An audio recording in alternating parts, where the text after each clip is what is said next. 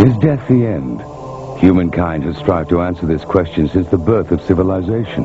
The major religions believe that after we die, part of us moves onwards. But some believe this journey can be halted, that a spirit or soul can become trapped between this world and the next, remaining with us as ghosts. The people you will see tonight have one thing in common. They all truly believe they have come face to face with ghosts. Ever since I've been a child, I've been able to see what we would loosely call ghosts or dead people. Machines blew up, lights banged. I always felt I was being watched. I just lifted my head and said, F off. And it went. I was thinking, stupid cow, what's she doing out this time of night? Weather like this, you know, just with a dress on. It's quite hard to believe that a child is seeing something supernatural. I thought, why are my parents talking about these people that are here? It was almost as if I was being possessed.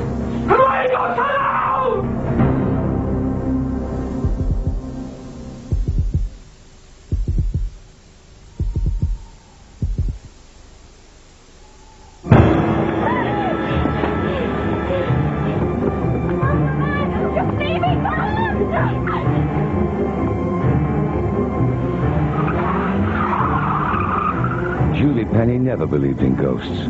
As a science teacher, she knew there was a rational explanation for everything. So why did she and her daughters flee into the night from their dream home, praying they would never have to step foot in it again? Julie and her engineer husband, George, married in 1986. They had 2 daughters, Francesca and Katrina. In 1994, they decided to move from their Walsall estate in the West Midlands. We decided that we'd sell the house and we'd make a new beginning in a rural part of the area. We thought that would be a better way to bring up our children. They found their dream home in a small village near Birmingham. Really just what we'd always wanted. It was the picture postcard cottage. The children loved it, and we just knew it was what we wanted. We had our leg pulled quite a bit by friends who said, it's such an old cottage, an 18th century cottage. Are you frightened about it being haunted? And we said, absolutely not. Julie now wishes she'd listened to her friends. The family had been in the cottage for 2 days when it started. A pocket full of posies, tissue, a tissue, we all fall down. All fall down. Cat's just pushed me over on the stairs. Don't be silly, Cheska. She's been out here with me. I was rather annoyed with Francesca because I felt that she was trying to get Katrina into trouble. Now, looking back, I wish I'd listened to her the very first time she said it. I thought it was my sister, but about it, the force was too hard for her to have pushed me down the stairs.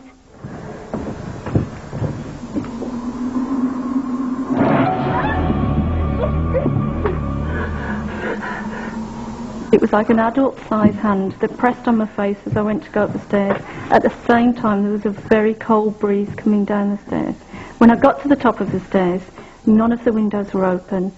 As a science teacher, I have to give logical reasons and answers to everything, and that's what I teach children to do. For the first time in my life ever, something was happening that I had no control over, and I didn't have an answer to it. Julie was having a hard time persuading her husband that anything was wrong. I wanted to believe what I was being told, but I am an engineer by trade, and unless I can see it or touch it, it doesn't exist. I was beginning to believe George and think, I must be imagining it. I can't explain it, so what's the other answer?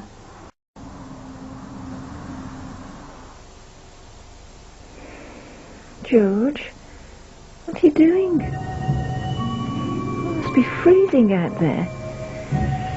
Come back to bed, love.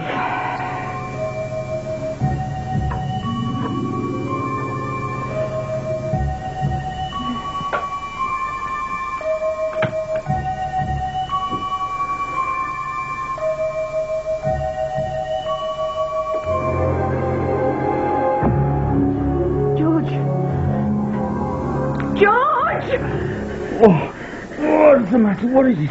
The man! The man! Do you care that I've got to be working in 2 hours' time? Mo, there was this man in our room, and then he disappeared. He looked exactly like George. He'd got a really, really strange outfit on. It was cut in a style I'd never seen before. Over the next few months, the strange events got worse. There were terrible smells and unexplainable electrical problems. Wondering if she might find the answer in the history of the old cottage, Julie visited the local library. The village apparently was a real den of thieves. The stagecoaches were always being held up. There were lots of hideouts for highwaymen. It was really a very rough area. We found out that our cottage was linked up to the Welsh Harp pub by a series of tunnels. The tunnels were used from there for the highwaymen to escape down, and they actually escaped through the trapdoor in our cellar out of our cottage. Close by there was a tree which was a hangman's tree.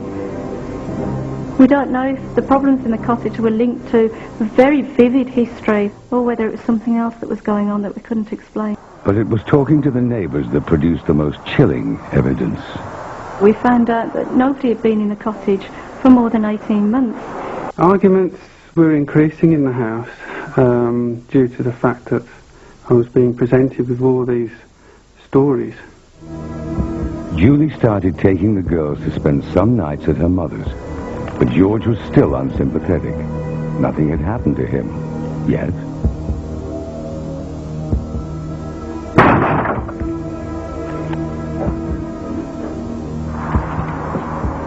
The bang at the door was immense. The whole house shook. I ran to the door immediately and opened it, expecting to see somebody or something there. There was nothing there. George was about to experience firsthand what his family had been going through.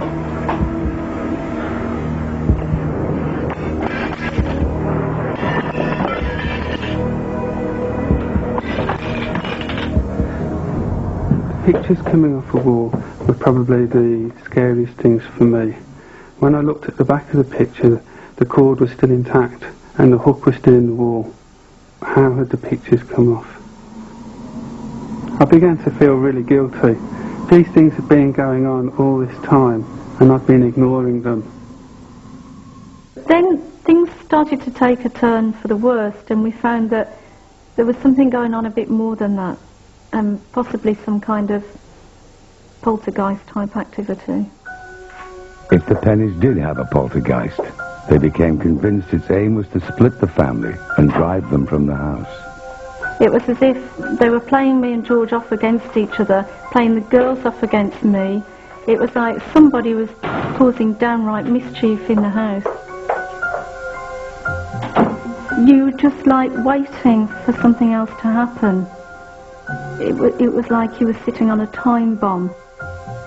Unable to sell for the same price they'd paid, the Penny family were trapped in a home they believed to be possessed. Worse was to follow. I felt that it was becoming a personal vendetta against me alone at this point. I felt that it was trying to take me over and that I was actually going out of my mind.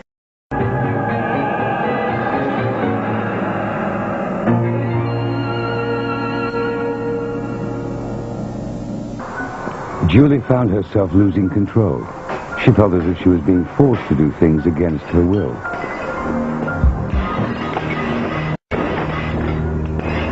Julie? Oh, Lord, what have you done? What have you done? Look yourself. You've cut yourself off. Leave us alone!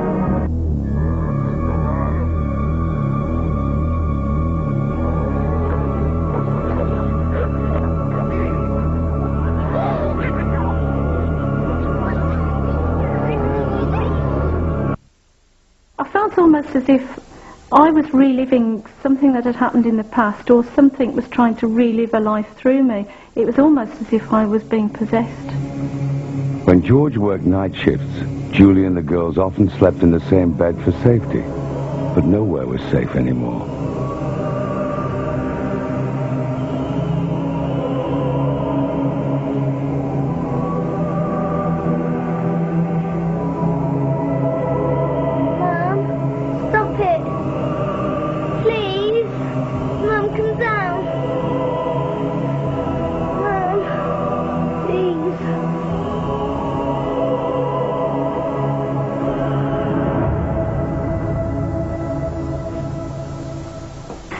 quite tired and I thought it was my eyes just fine, but when I looked next to me, my mum had gone.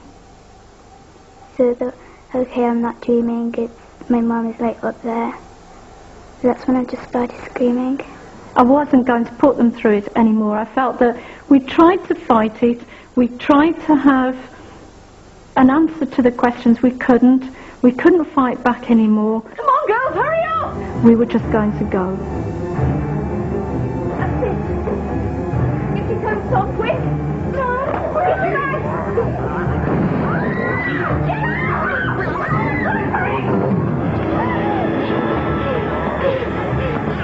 Oh, my bag! Just leave me! Come on!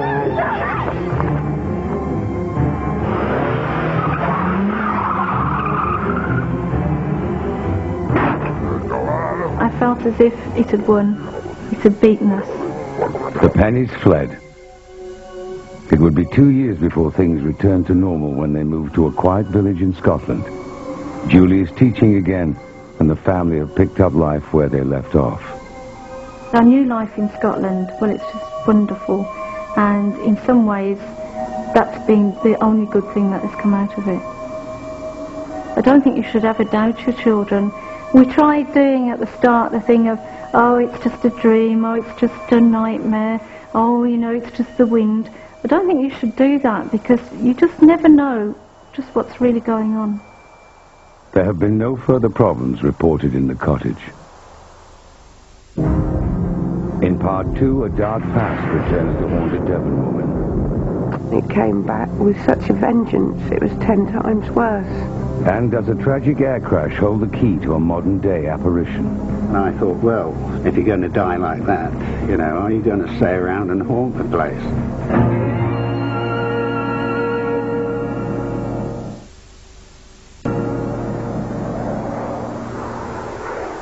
The St. George Hotel in Teesside.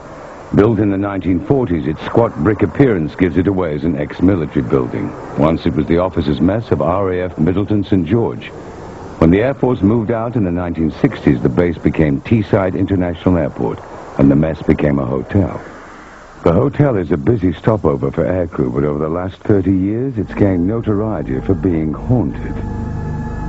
On the 17th of November 1982, airline pilot Barney Kincannon headed for his room in the west wing of the hotel. I'd just come in from the late London flights, arriving about 9 o'clock at night. Another pilot, Grant Waters, was also staying in the west wing 3 years earlier in March of '79. I was sort of working earlies, so we had our normal sort of evening do in the bar. Both men were senior pilots, not given to flights of fancy. I went to bed slightly earlier than the crews who were on mates. I went to bed about 11 o'clock. It was very cold, and it always was in that area of the hotel. Got into bed, and I'd been in bed about 2 minutes when I felt this heavy, really heavy pressure on my lower legs. And as if a man or a heavy weight was sitting on them. And I felt the pressure on my legs, and eventually it sort of moved up to my chest. I felt the bed sort of going down with the weight.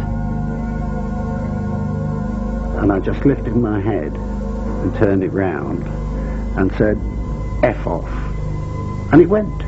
And I said, please go away, because I'm on earlies. And he went just like that. Barney wrote an article about that night for Pilot's magazine and discovered he wasn't alone. Interviewed 20, 25 people in working for British Midland who'd had similar or even worse, well, most of the experiences they had were worse than the one I had. Stewardess Heather Raybould stayed regularly at the St. George from 1975 to 1995. She claims to have been visited by the ghost twice. I mean, when I first joined British Midland, everybody used to talk about this ghost. It's sort of like the weight of a man, really. Just a heavy weight of somebody pushing you down. I just didn't know what to do. I found I couldn't shout out, I couldn't talk, I couldn't scream. I couldn't do anything. I just felt like I'd frozen.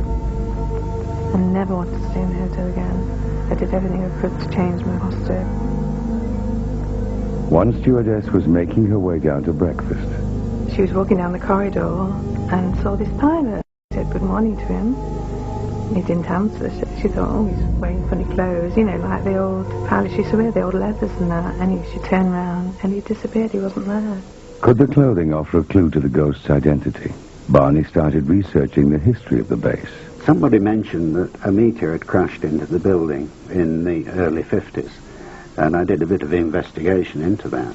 In a bizarre tragedy on the 24th of November 1951, Flight Lieutenant Raymond Norman lost control of his Meteor jet while training. He slewed across the car park. Out of 30 cars there, he destroyed just one, a pre-war Humber, his own. Then he smashed into the mess, demolishing just one room, his own, in what is now the West Wing, where all the sightings have taken place. He was still alive. The accident didn't kill him at all. And as he was getting out, a lump of concrete fell down, struck him. The official cause of death was given as a broken neck. And I thought, well, if you're going to die like that, you know, are you going to stay around and haunt the place? If it is the ghost of Raymond Norman, then he is still around to this day. He was seen in April of this year by a guest on a tour.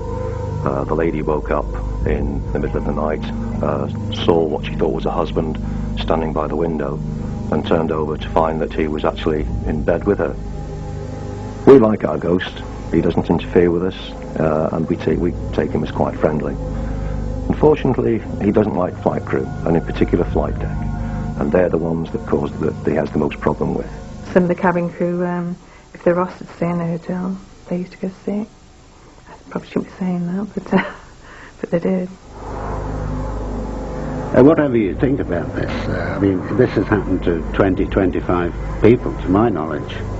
So there's got to be something to it.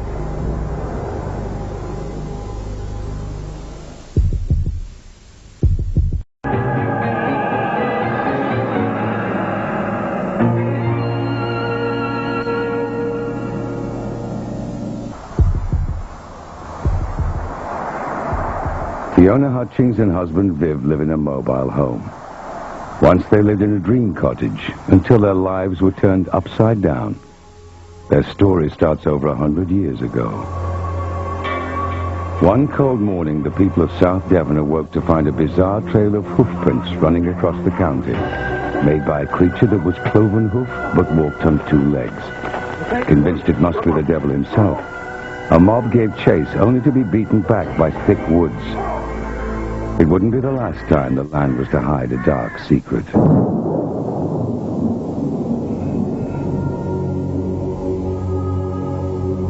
Since then, rumors have abounded of strange goings-on in the woods and moors of the area. Tales of witchcraft, of devil worship, of black magic and human sacrifices.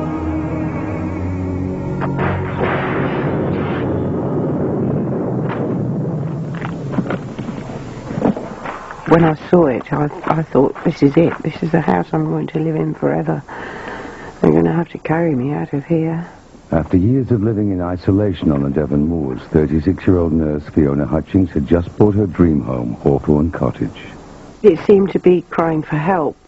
It was very strange, very quiet. Built in 1914, Hawthorne Cottage sat among woods near the town of Teignmouth.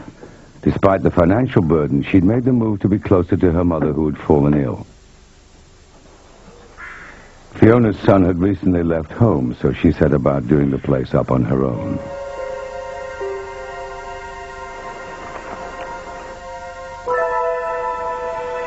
From the start, she felt there was something strange about the atmosphere.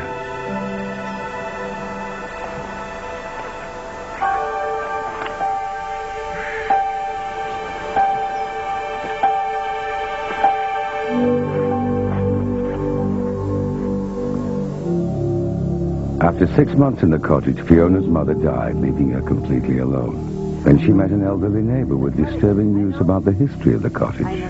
She'd never passed my house because she'd been told by her mother not to. Because she said there's all sorts of funny goings-on down there. And I said, oh, you know, bawdy things. And she said, oh, no. She said naughty things. Really naughty. The old woman told her the previous owner of Hawthorne Cottage had gone mad. Fiona dismissed it as village gossip. But 2 months later, she made a gruesome discovery. I was clearing the outside because it was completely overgrown and I started digging up these cats. They'd all been mutilated and then wrapped and placed in the north, south, east, west positions, which I thought was rather strange. The burying of sacrificed animals is a practice often associated with black magic rituals. Fiona had started to feel uneasy in the cottage, but digging up the cats seemed to trigger something unpleasant.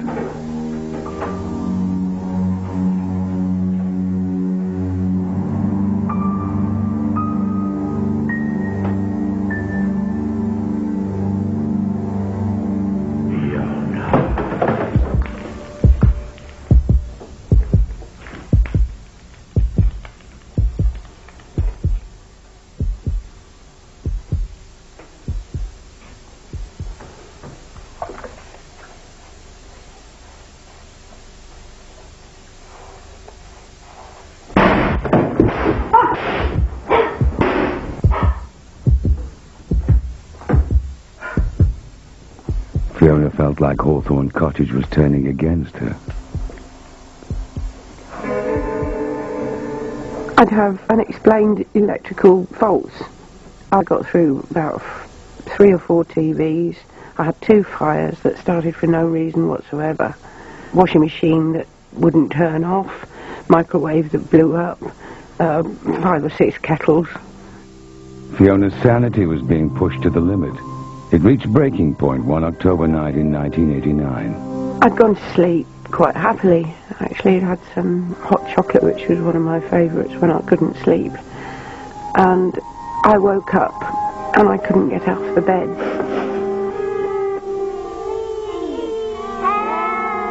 So I thought, how did these children get in here and what are they doing in the middle of the night? And I thought, they're not real and something terrible's happened. Leave me alone! For 6 or 7 months, night after night, I didn't sleep at all. I didn't know at the time whether it was me that was imagining it and I was going crackers, or if they really were there. Finally, she could take the nightly visitations no more and called a friend, Louise Barlow, who was a medium. Usually, clients had to wait for several weeks to see me, but a little voice said in me, you need to see this lady now, like today.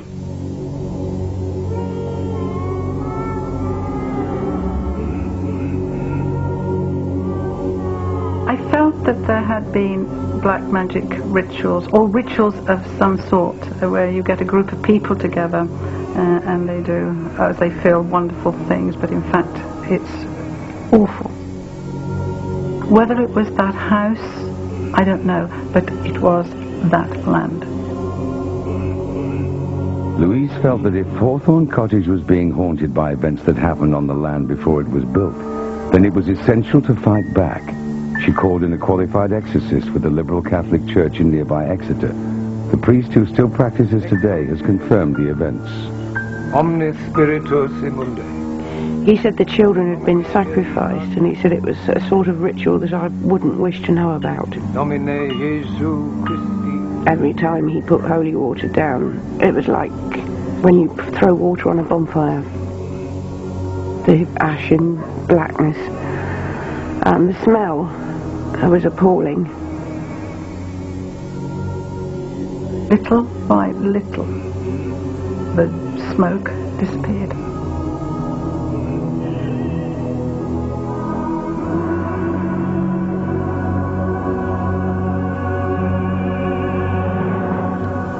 I thought, it's finished, it's all done, it's clean, it's lovely. And I slept for weeks after that. The nighttime visitations stopped and life returned to normal. Fiona married a merchant navy electrician called Viv. When I heard about the sacrifices and things that were supposed to be going on down there, it does make you wonder whether you should believe it at first, whether it's airy-fairy stuff. A few months after the wedding, Viv went away to sea, leaving Fiona alone in the cottage. Despite him being away, she was happier than she had been in years.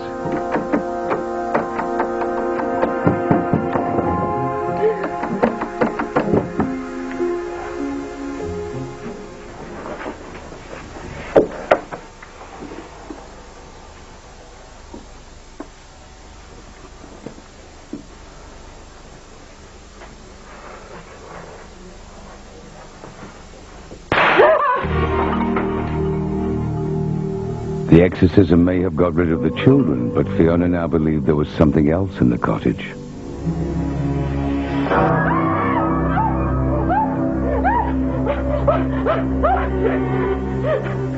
It came back with such a vengeance, it was 10 times worse. And when Viv returned from sea, he too found himself targeted, usually at night after he'd gone to bed. Oh, God, what on earth happened? I got no idea how I got down there. Well, if I did fall down the stairs, I had no bruising or anything on me. I just can't explain that one at all. I went back to Louise. She said, this has come back since you got married. Not only have you freed the children, you're also happy yourself, and this isn't on, they won't have it.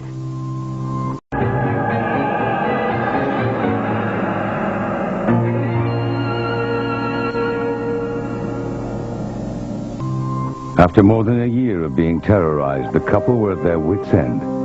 They had heard rumors of an elusive local man by the name of John Parker. Ever since I've been a child, I've been able to see what we would loosely call ghosts or dead people. I don't look at myself as a medium. I'm just an ordinary bloke on a building site, laying bricks, making a living. But I have been blessed, if you like. What I was picking up from Fiona was pure fear. And I knew that there was very serious trouble in that house. Very serious trouble. At 7 p.m. on June the 6th, 1993, John Parker arrived at Hawthorne Cottage. In 30 years, he claims to have freed hundreds of trapped souls and has never charged a penny for his services. But this was to be his greatest battle. After 5 years of terrifying, unexplained phenomena at Hawthorne Cottage, Fiona and Viv Hutchings have called in ghost hunter John Parker. He is their last hope after previous attempts at exorcism failed. We'll soon have this sorted out. You must be Viv. Pleasure to meet you. Now sit down, both of you, and I'll explain all. John believes that ghosts are souls stuck between this world and the next. He has to persuade them to move on. It is a battle of mind, of strength, of belief. I have to be able to prove that I am stronger than what he is. I could hear footsteps running up the stairs. There's nobody there, of course. Not from this world. Right, you little buggers. An eye from me. I knew that they were sacrificed for the cult that they belonged to. You don't belong, I'm telling you. The house shook, literally. I really don't think I've ever been so frightened. Ever. I fought better than you, I'll tell you now. To actually hear it and experience it, it was nothing can warn you about that. What I remember, boy. I'm going to be pushing you out. Passing over is where you're going. You know where you should be. You've been hanging around here far too long. Go on, I'm telling you, on your way.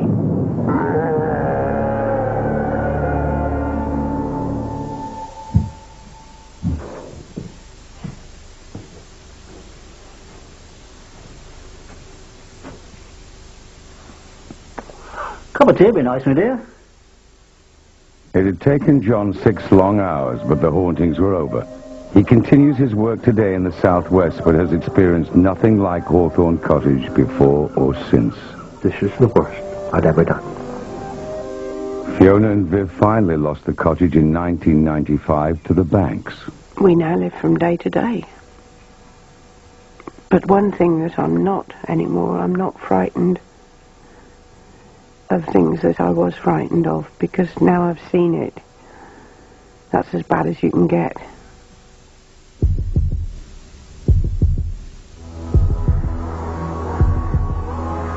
"20 miles outside of Bristol is Chew Valley Lake. It's a tranquil place, but its waters hide a secret. At the bottom sit the ruins of the village of Morton, which disappeared in 1956 when the valley was flooded to make a reservoir. But does the lake also conceal the grave of a ghost? On June the 5th, 1999, Chris Pugh, with his girlfriend Wendy and his daughter Sam, were returning home from Bristol past the lake on the B3114. just as I got to the brow of a small hill, I could see a triangular light at the end of the cat's eyes. And just as I approached it, Wendy looked up and she said, "Pewey, Pewey, look out." And I said, "I know, I've seen it." As we drew closer to this object, it's just a lady just appeared from the middle of the road and drifted very slowly in front of the car. My first thoughts were, oh, perhaps it's just somebody crossing the road. But then, after I looked again, I realised that something wasn't quite right.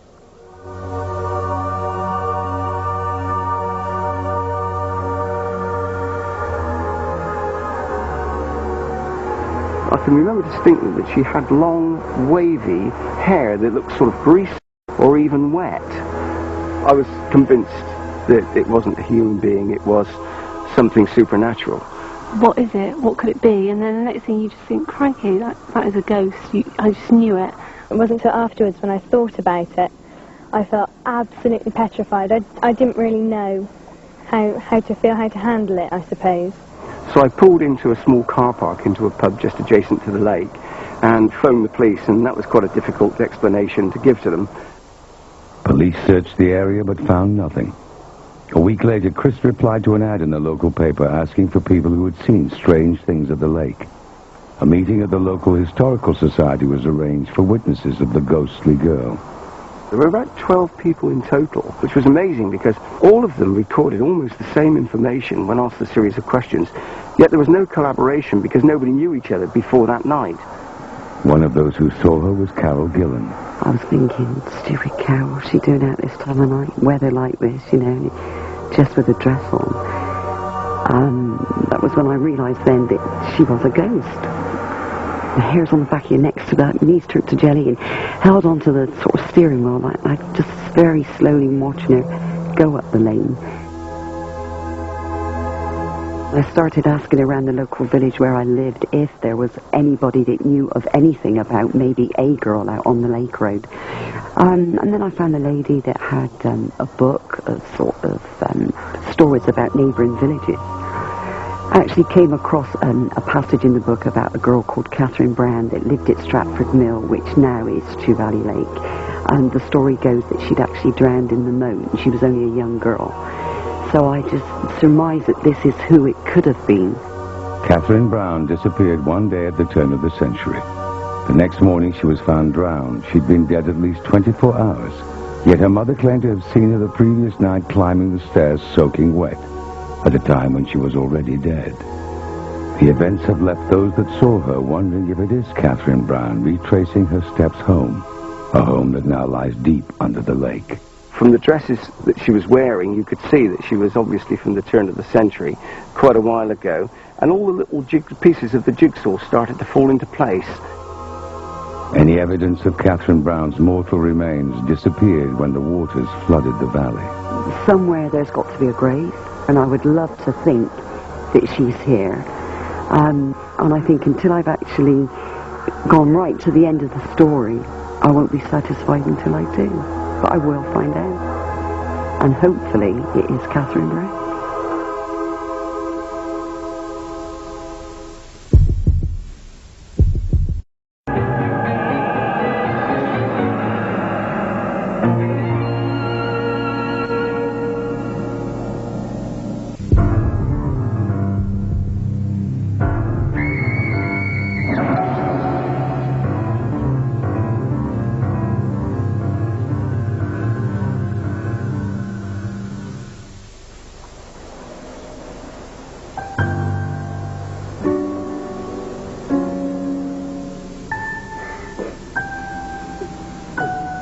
Children often claim to have imaginary friends, make-believe playmates from their imaginations.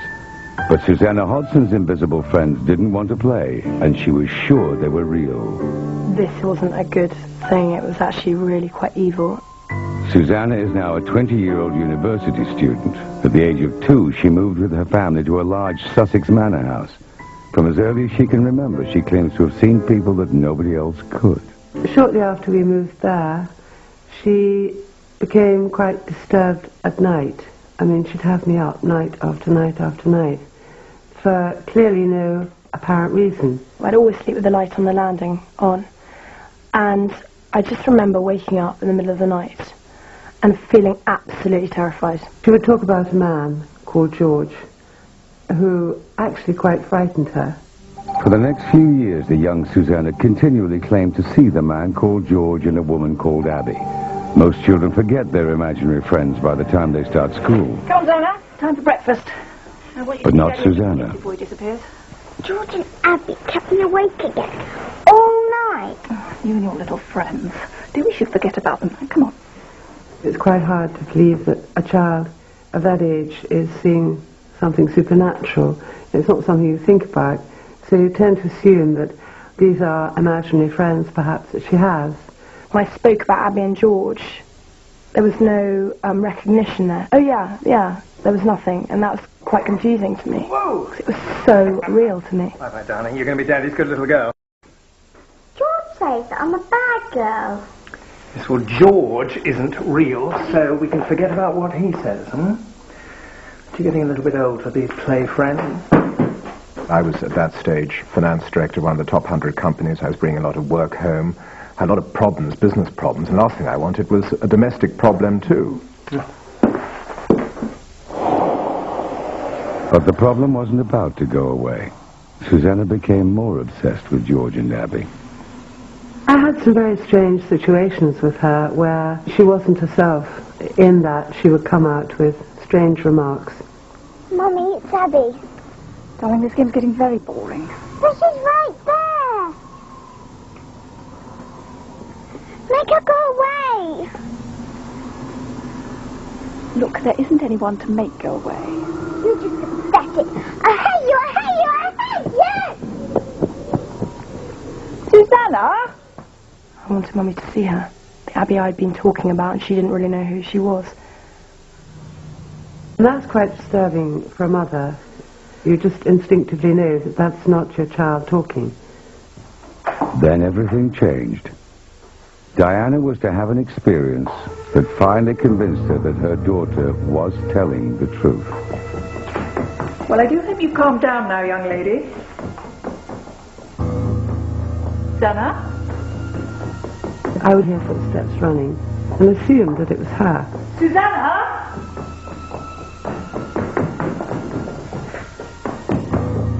The odd thing was that the footsteps still kept on running. The strange events threatened to drive a wedge between Daniel and Diana. Darling, thank God you're back. It was difficult in the beginning with him because he really didn't want to know, actually, at all, and didn't find it remotely interesting or believable. It's Susanna.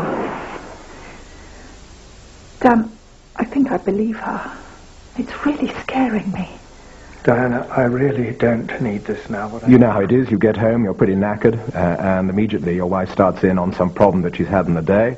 He just didn't find it credible. I don't know So what it was bashing my head against a brick wall, and he'd get fed up and cross. We'd have an argument. What are you trying to tell me, that this place is haunted? Darling, right now, I do not need to come home to a house full of hysterical women spouting about bloody ghosts. No, and I don't need you coming in at all hours of the night and not giving a damn about your family. Diana was getting more and more concerned, and I think she was frustrated with me because I wasn't actually giving her the right answers. But while her parents argued over whether she was imagining things, 2 floors up, Susanna had no doubts.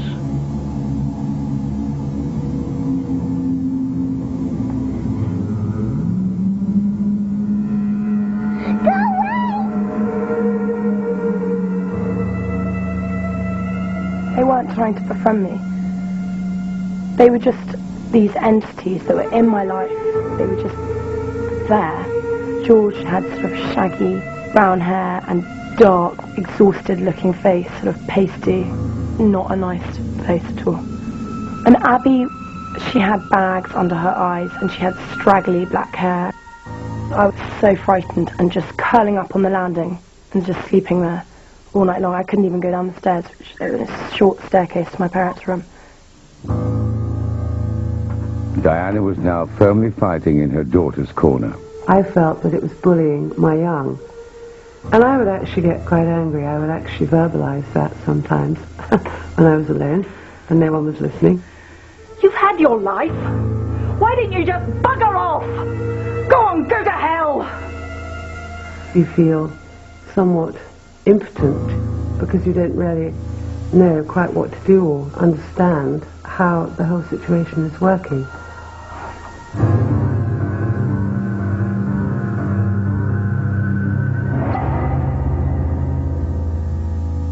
Unsure where to turn, Diana contacted a medium in Portsmouth. She sent him something personal of Susanna's but gave him no details about what had happened. The response astounded her.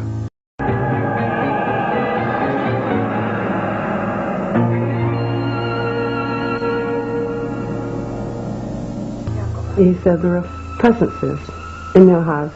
There's a man who's actually quite evil. His name is George. And there's a woman called Abby. When you told me the names, George and Abby, it actually was very scary because it confirmed everything. The medium went on to describe a terrifying scene claimed had happened at the house when George and Abby were alive. What he saw was a woman running in great fear, chased by a man. The woman's dress was torn at the back, and the man was coming with an axe. No records exist of the pair, so no one will ever really know the truth, but it was enough to convince Diana. The only thing we could do was to actually have an exorcism, and I'd have to try to persuade my husband. So I said, look, you know, there is this problem. I don't really believe it, but if you can show me some kind of tangible proof, then we can take it to the next stage. It wasn't long before Daniel would be convinced. It was Susanna's 8th birthday, and her friends were invited to a party at the manor house. One of them was a young boy, also called Daniel. I went inside. I think I needed to go to the toilet. I'm not quite sure, but I remember going into the house on my own.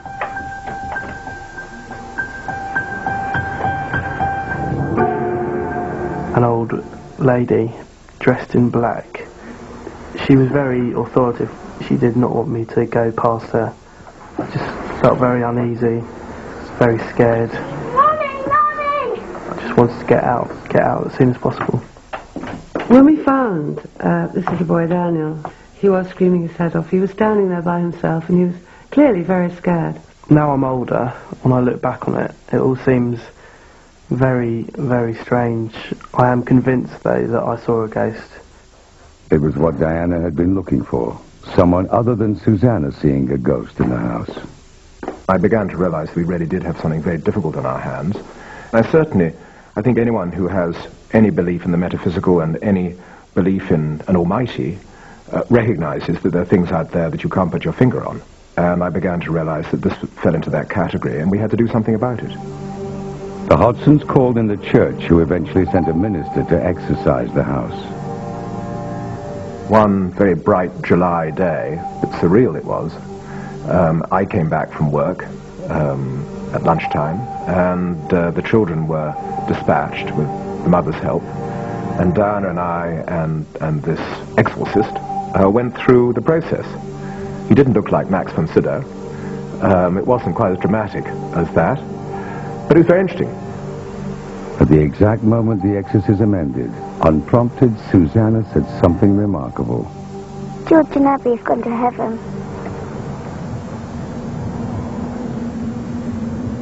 I don't know why I said it. It just came from the feeling. And I said, what's your batting average? And he said, well, about 90%. I would definitely say that if we hadn't remained close as a family, that entity, whatever it was, could have really done some damage. Susanna never saw George and Abby again. Perhaps they had only ever been a figment of young imaginations. It all worked so simply, and the exorcisms have unlocked everything and sent it away, that maybe it was psychosomatic after all. But the story was not over yet. 2 years later, the Hodsons moved to a new home. Soon after arriving, they invited their next-door neighbor, Marnie Jones, around for tea. No, you'd love it here. The village is beautiful, and don't worry about the locals. Well, I hope so. It's a wonderful place. It feels so at peace. Why? Wasn't your last place? Well, we had some problems at our last house. Where was it? We lived in West Broughton. West Broughton? God.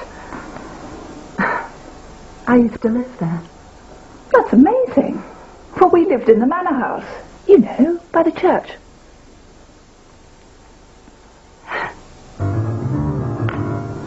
So did I. Oh my God. Did you ever... I mean... I don't know how to put this. You'll think I'm completely barking mad, but... Well, we had some problems there. Mainly with Susanna, our eldest. Oh my God. You as well.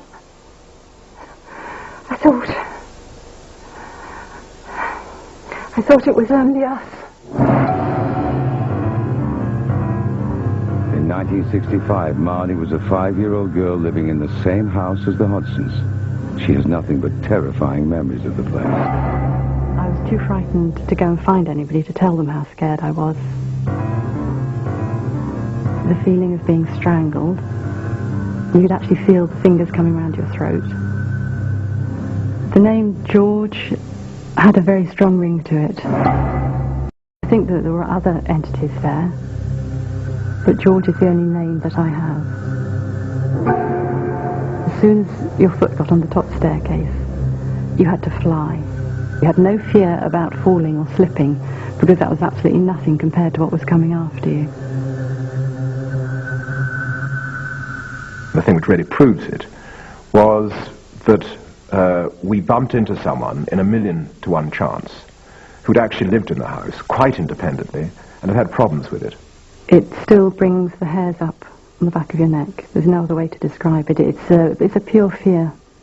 And I would say it was evil. What was there was very evil. It still gives us nightmares. Even to this day now, recurrent nightmares. And you know that that's a memory. But it really did happen that all those years ago. After terrorizing 2 families for over 20 years, the manor house is now calm. Perhaps thanks to the Hodson's exorcism. It is currently a happy family home, and the owners have reported no evidence of haunting. If you believe the stories you have seen tonight, then you're not alone. Over half the population believe that the soul survives death, and a further third believe that ghosts are the evidence of a trapped soul. No one knows why ghosts appear at some places and why only certain people seem to see them. But they're more common than you might think. 1 in 10 people in Britain claims to have seen a ghost, making this the most haunted place on Earth.